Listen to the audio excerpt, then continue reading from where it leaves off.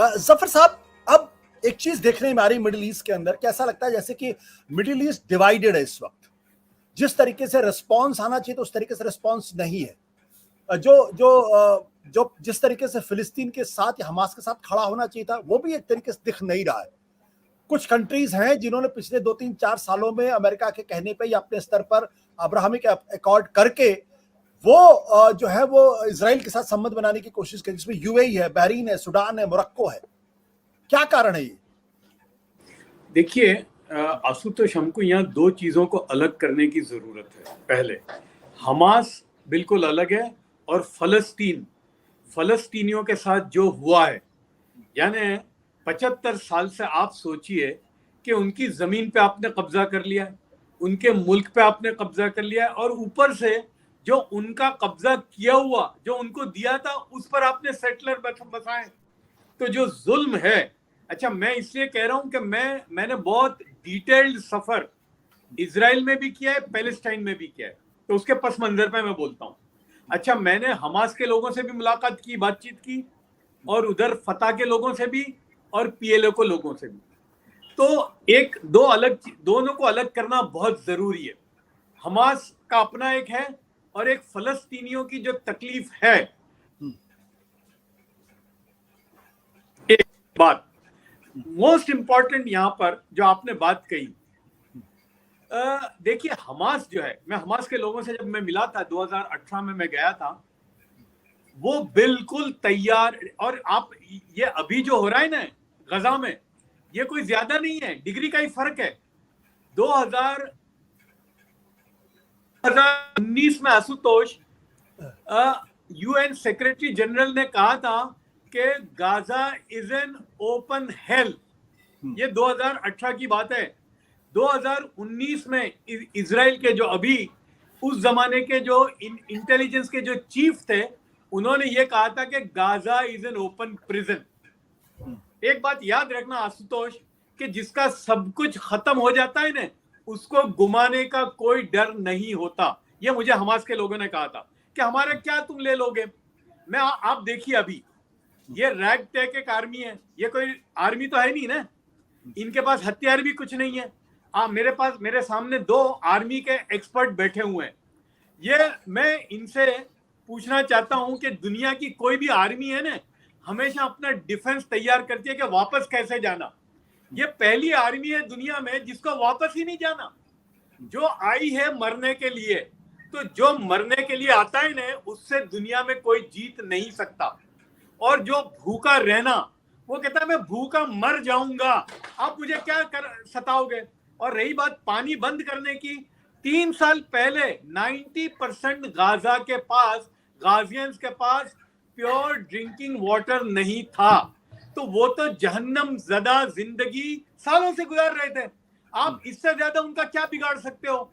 तो मैं समझता हूं, और एक और बात जो आपने कही, क्योंकि मेरा ताल्लुक, अभी मैं बातचीत कर रहा हूं बहुत सारे इजरायली यहूदियों से, हर आदमी टन के हिसाब से गालियां देता है नेतन्याहू को, कि ये आदमी ने हमारी जिंदगी जहन्नम की बना दी है अपने मफाद के लिए। ये आदमी ने सिर्फ अपने मफाद के लिए पूरी कौम को झोंक दिया है। इसलिए कि सारे फलस्तीनी हमास नहीं है, ऐसे सारे ज़ायनिस्ट यहूदी नहीं है।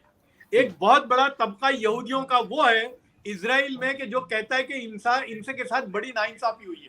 और आप देखिए कि हैरेट्स, जो वहां का लार्जेस्ट सेलिंग डेली है, उसका कल हेडलाइन फ्रंट पेज पे अखबार था कि this is going to be a hell which is created by Netanyahu. तो आज नेतन्याहू मोस्ट अनपॉपुलर लीडर है वहां पर। और हम सब जानते हैं कि अभी हफ्ते 10 दिन पहले 2-2 लाख यहूदी इजरायली उसके खिलाफ निकलते थे। ये सब कुछ कर रहा है, और मैं नहीं समझता कि हमास या फलस्तीनियों का अब कोई नुकसान होने वाला है, इसलिए कि जो कुछ होना था वर्ष, वो उनके साथ हो चुका है। रही बात, आपने अरबों की बात की, मैं खत्म करता हूं। देखिए, एक है 5 लीडर या मुल्क के सरबराह का बात करना, और एक है अरब स्ट्रीट पे क्या हो रहा है। इसलिए अभी देखिए कि उनके स्टेटमेंट बदल गए 4-5 दिनों के अंदर, यूएई के भी, सऊदी अरब के भी, इजिप्ट के भी। क्यों? जो अभी मेरे दो जो वरिष्ठ, उन्होंने कहा कि इस्लामिक ब्रदरहुड के लोग वहां खड़े हुए हैं बॉर्डर पर। ये वही इजिप्ट है जो इनके साथ था। लेकिन अब जो स्ट्रीट पर, वहां की सड़कों पर और वहां की अवाम में जो एक जबरदस्त नफरत फैल रही है ये फलस्तीनियों के नाइंसाफी की वजह से, तो अब इनको भी अपने रुख को बदलने की जरूरत पड़ी है। तो ये चेंज हो रहा है वहां पर भी। बट जफर साहब, एक सवाल यहाँ पे है कि हमास ने जो कुछ किया है, क्या इसका भी समर्थन इस वक्त मिडिल ईस्ट में कुछ मुस्लिम कंट्रीज में मिल रहा है उसको? क्योंकि ये तो एक ऐसी घटना है जिसकी जो शैतानी घटना है, जिसकी निंदा होनी चाहिए थी। देखिए, बिल्कुल, मैं आपको एक बात बता रहा हूं कि इवन गाजा में भी हमास इतनी पॉपुलर नहीं है जितनी दिखाई जा रही है। देखिए, वहां पर आप बताइए 2006 से इलेक्शन ही नहीं हुआ है। वो तो अच्छा, और आप पीछे चले जाइए, ये हमास पैदाइश किसकी है? ये हमास किसकी पैदाइश है? हम सब जानते हैं कि इसको पैदा किसने किया है। ये पीएलओ के मुकाबले में, इसलिए कि वो लेफ्टिस्ट सोशलिस्ट थे, तो उसके मुकाबले में उनको खत्म करने के लिए यासिर अराफात के मुकाबले में ये किसने किया है? ये वेस्ट का क्रिएशन है। ये इन्होंने इसको पनपा है। जैसे भिंद्रान वाले को किसने क्रिएट किया था? जिन्होंने क्रिएट किया था, बाद में उन्हीं को तकलीफ हुई। तो ये हमास भी उन्हीं का क्रिएशन है। और फलस्तीनी बहुत बड़ा तबका हमास के खिलाफ है, लेकिन यहां पर ये गेम में आ गए, इसलिए कि हमास ने क्या किया। अभी आप देखिए कि जितने मुआहदे हो रहे थे, आपने जो बात की अब्राहमिक अकॉर्ड की है, सबकी सारे अकॉर्ड हो रहे थे, लेकिन जो मसला है फलस्तीनियों का, उसकी तो आप बात ही नहीं कर रहे थे, उसका कोई जिक्र ही नहीं हो रहा था। यानी ये तो ऐसा है कि हमारी लाशों पर आपने दस्तरखान बिछा दिए और कहा कि सब नॉर्मल है। तो ये इसमें इनकी जीत हो गई है हमास की। हमास ने वापस फलस्तीनियों को सेंटर स्टेज पे ला दिया है और ये उनकी बहुत बड़ी जीत हुई है। और अब ये जितना करेगी, अगर नेतन्याहू अंदर घुसने की कोशिश करेंगे या जितना करेंगे, तो ये वॉर्टेक्स है और इसका नुकसान उनको होने वाला नहीं है, इसलिए कि उनका तो हो चुका है। अब ये ज्यादा नुकसान इजराइल का होगा और अमेरिका का होगा। सत्य हिंदी का ऐप डाउनलोड करें गूगल प्ले स्टोर पर।